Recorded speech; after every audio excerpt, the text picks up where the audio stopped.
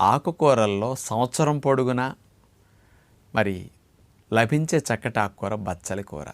కానీ పాలకూర, తోటకూర, గోంగూర, చుక్కకూర, మెంతికూర ఇట్లాంటివి చాలా బాగా ఎక్కువ వాడతారు. కానీ బచ్చల కూరని చాలామంది తక్కువ ఉపయోగిస్తూ ఉంటారు. అది కొద్దిగా జిగురుగా ఉంటుందని, అంత రుచి ఉండదని ఇట్లా భావిస్తుంటారు.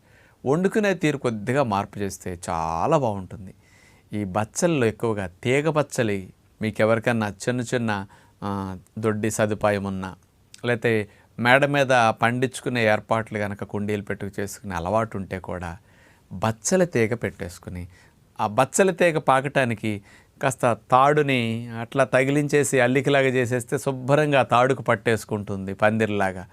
దానికి బచ్చల తీగ శుభ్రంగా పాకుతుంది. లేదంటే అంత చిన్న చెట్టు కొమ్మ పీకి అట్లా పెడితే దాని నిండా పాకేస్తుంది అన్నమాట. మరి ఈ బచ్చలి కాడలతో వండుకోగలిగే